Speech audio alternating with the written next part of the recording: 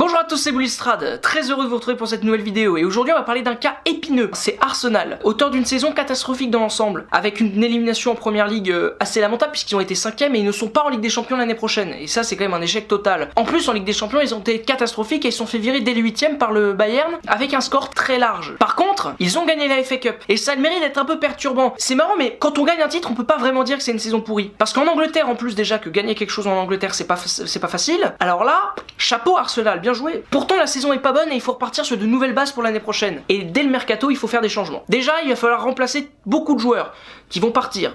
Ozil va partir, Sanchez va partir, Giroud va partir. Oui effectivement Giroud c'est un déchirement. Excusez-moi, Giroud est un déchirement pour Arsenal. C'est tout. Non, donc il y a beaucoup de joueurs qui vont partir, il va falloir bien les remplacer intelligemment. Et puis, à un moment, il va falloir mettre de l'argent sur la table. Le monde du foot a changé. C'est-à-dire qu'avant, vous pouvez vous permettre de pas mettre trop d'argent sur des jeunes et de les faire grandir et de les faire devenir des grands joueurs. Hashtag Thierry Henry. Sauf que là, ça marche plus comme ça. Les jeunes pépites comme Thierry Henry, ça coûte 120 millions d'euros. Hashtag Mbappé. Votre mode de fonctionnement n'est pas le bon. Donc ça déjà, faut changer et il faut payer de l'argent. Si vous voulez réussir en première ligue, il faut payer, c'est simple. Et puis, il faut virer Arsène Wenger. Ou en tout cas, qu'il ne soit plus entraîneur d'Arsenal la saison prochaine.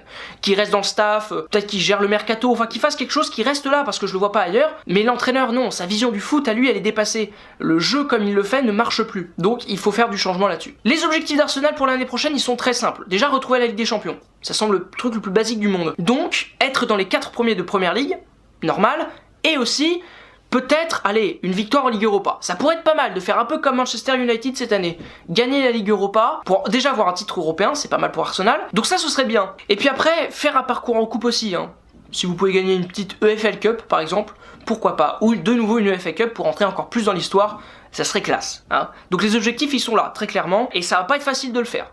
En tout cas, moi, je pense que ça va être compliqué. Parce que je vois pas Arsenal dans les 4 premières l'année prochaine. Même, je les vois 6e. Ça craint. Encore une place en dessous de cette année, c'est pas beau.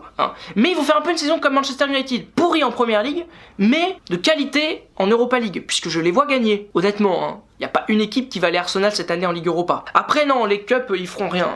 Ils iront loin, mais ils feront rien. Je pense qu'ils feront une finale de EFL Cup, mais ils la perdront. Et ils feront une demi-finale de FA Cup, mais qu'ils perdront aussi. C'est plutôt pas mal. Est-ce que le projet d'Arsenal prend le bon chemin, la bonne direction? J'aimerais dire oui, parce que j'adore cette équipe, mais malheureusement non, ça ne prend pas la bonne direction. Il y a un vrai problème quoi, vous n'êtes pas adapté au monde actuel du foot, et ça bug, il y a un vrai problème. Donc il va falloir que ça change un petit peu quoi. Enfin bon, j'espère que vous avez apprécié la vidéo, likez, commentez, partagez, je vous dis à bientôt, au revoir. La fin était très rapide, mais on aime ça.